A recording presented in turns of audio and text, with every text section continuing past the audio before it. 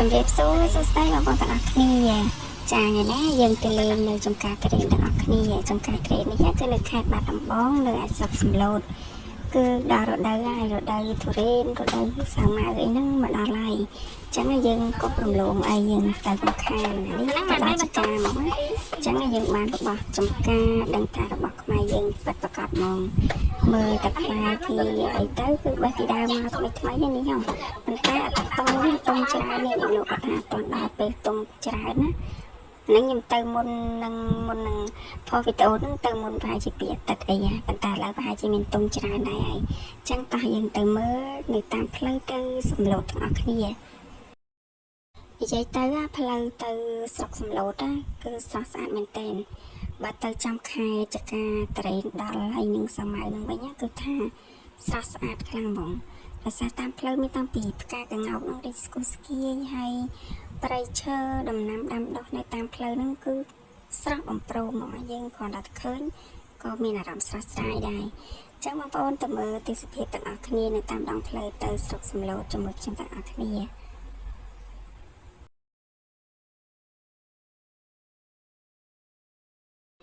ជិះតាមផ្លូវរហូតទៅគឺស្រស់ស្រាយណាស់បងប្អូនអើយបើសិនជាមានពេលអីគួរតែមកលេងដល់ចកាម្ដងមើល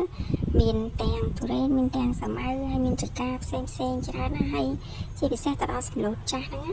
នៅតាមផ្ទះគេគឺថាគេមានដាំទុរេនហ្នឹងនៅមុខផ្ទះហ្មងដូចយើងដាំស្វាយនៅស្រុកភូមិយើងអញ្ចឹងណានៅផ្ទះហ្នឹងហ្មងហើយផ្លែ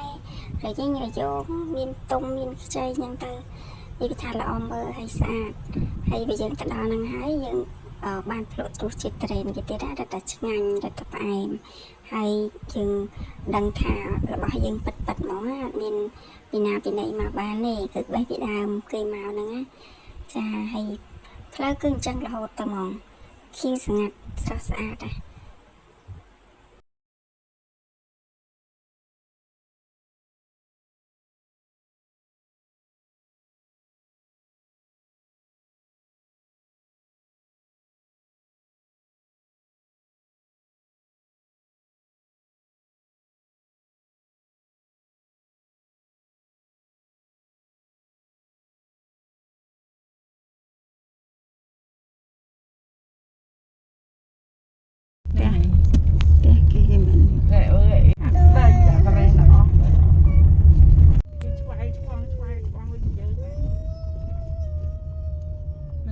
ឆ្វាយទិញក្រៅទៅនេះឡើងទិញពីស្អាត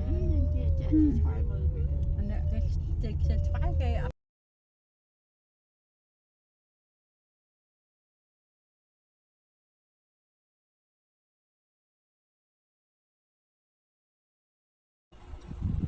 ហើយយើងជិះមកគឺអញ្ចឹងរហូតហ្មងទេសភាពគេ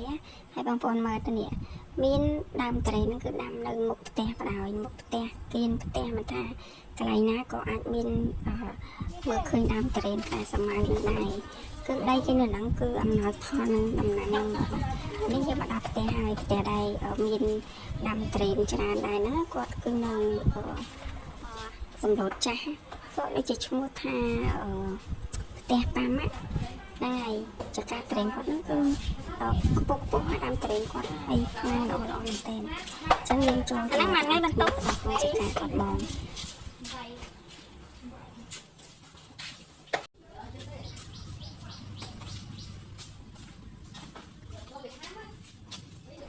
ចូលមកដល់ភ្លាមខ្ញុំក៏លេចឃើញដើមសាវម៉ាវនេះឯងប៉ុន្តែពុះពេកនិយាយទៅដើមសាវម៉ាវឬក៏ត្រេននៅកន្លែងគាត់នេះគឺដើមខ្ពស់ប្រហែលជាយូរឆ្នាំចាស់ឆ្នាំអញ្ចឹងដើមចាស់តែបើនៅខាងចំការខ្លះគឺដើមទីទេ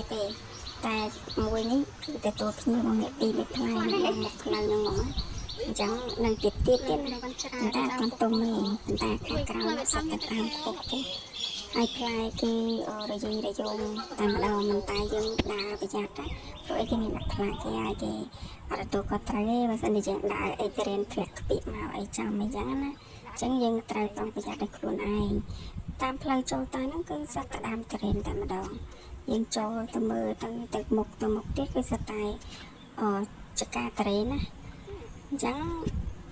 បងប្អូនមើលតាមហ្នឹងទៅគឺថាយើងស្រស់ស្រាយទាំងអស់គ្នាជាមួយនឹងផ្លែត្រេនចកាសុតហ្មងណាអញ្ចឹង យើងទៅមើលទាំងអស់គ្នាតា នោះប្រឡំមួយតរ៉េនដែរនោះអាពីរនោះ ហើយត្រង់នេះបងប្អូនតែខ្ញុំថតណាគឺបងប្អូនមើលឃើញផ្លែអីអត់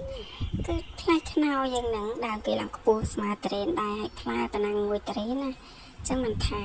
ពេលខ្លះទៅដល់ចការត្រេននេះមិនប្រកាសបានញ៉ាំត្រេននេះញ៉ាំខ្នុរព្រោះឯខ្នុរទុំត្រេនអត់តាន់ទុំទេកាលហ្នឹងទៅនឹងប្រហែលជា2អាទិត្យអីមុនហ្នឹងគឺត្រេនវាអត់ទាន់មានទុំច្រើនទេប៉ុន្តែខ្នុរមានទុំអញ្ចឹងអាចខ្នុរដែរប៉ុន្តែអត់ទេយ៉ាងណាក៏ត្រូវទៅរកត្រេនដែរបានមកផ្លែពីរផ្លែអីក៏អត់ចិត្តដែរឲ្យយើងទៅដល់ចការហើយដល់ទីបំផុតយើងក៏បានទុរេនដូចចិត្តមែនតែសារទុំមានតែមួយផ្លែពីរផ្លែអីណា